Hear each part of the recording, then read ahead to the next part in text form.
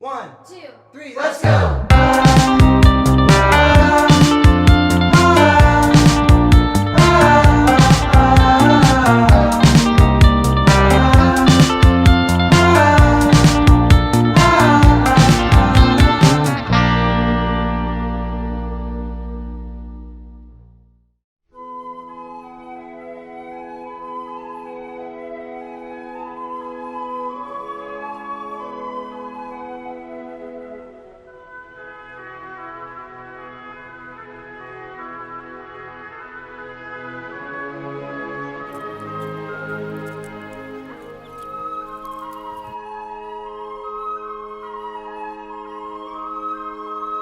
So we've got Queenstown today, but I thought we'd start the day off with a bit of a hike around the lake just because it's so nice.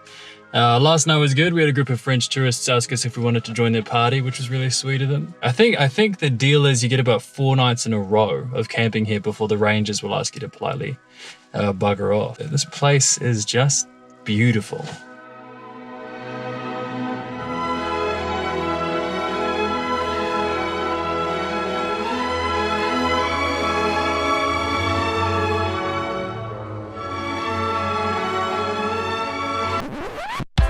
We decided to get the car checked here, so for the time being we've headed over to Queenstown Airport to pick up a rental. We went with Easy Car Rental, which cost us around $25 a day, but we also spent almost nothing on petrol because it's such a small car, so it works out quite cheap.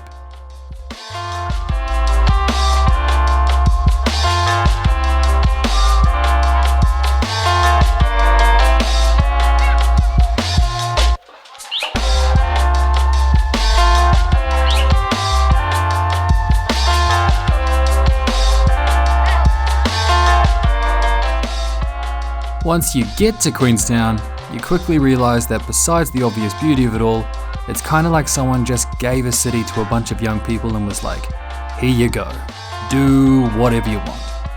And then they did. Hence why this guy is dancing on the wharf by himself to no music.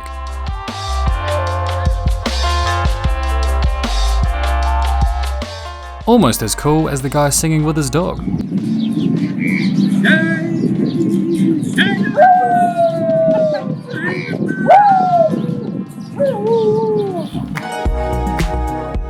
But there's also the gondola, the luge, the steamboat, the bike boat, and the shark boat.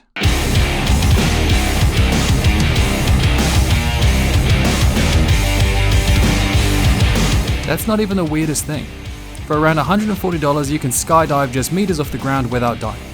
Yeah, that's right, indoor skydiving.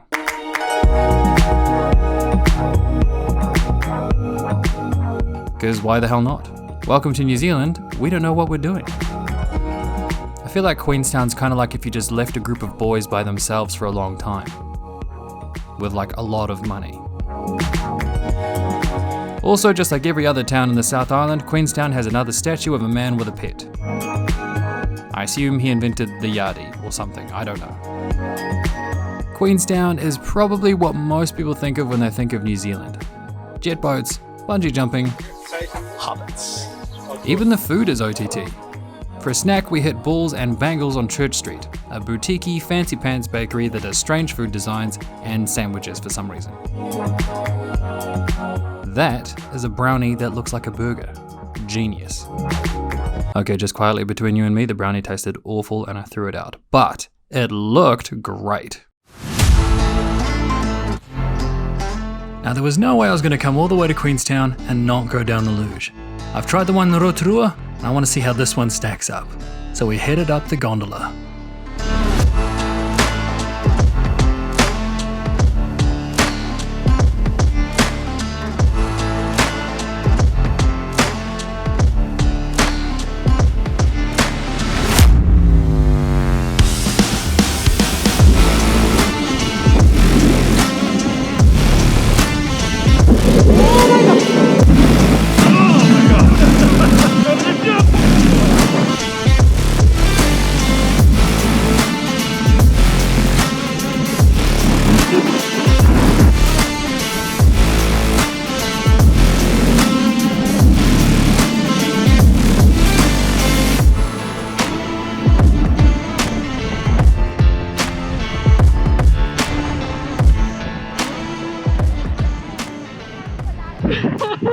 I honestly felt like I was going to tip over several times. I wonder how easy it is to tip, because like part of me is like, maybe I should just let it go. Maybe I should just let it tip.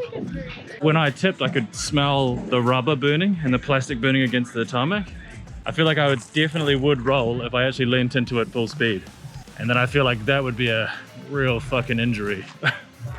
It's always the toughest decision when doing like anything extreme sports wise. It's like whether or not you can just let it happen sometimes. Well, I mean, the fact of the matter is that we have ACC. It's a really good country to take those kinds of risks.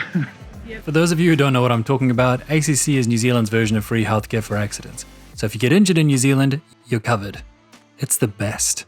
Now before we head to our next weird accommodation, I wanted to get a view of the place from up high. So we headed to Coronet Peak Ski Park. So this is in the top. This is as high as you can drive and park in Coronet Peak Ski Park. And the view is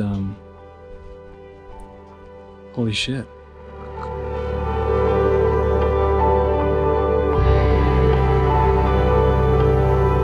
Holy shit indeed.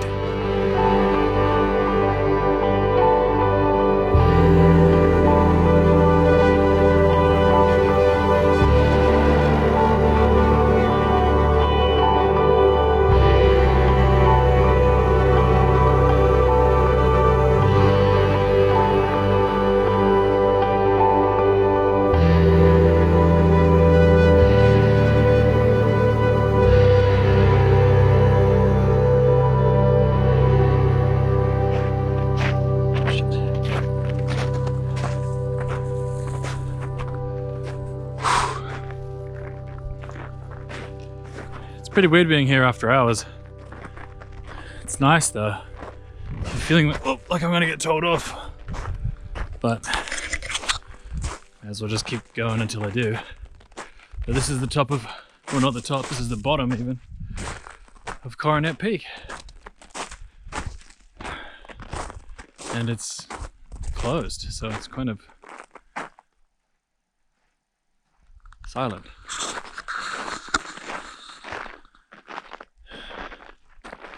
Look at that huge cloud, man. It's so bizarre. In keeping with our cool accommodation tradition, tonight we are sleeping in pods, right in the heart of Queenstown. Booking here is easy. For around $25 a night, you get a code and a key that you enter in the kiosk downstairs. Then you just follow the assigned color to your room.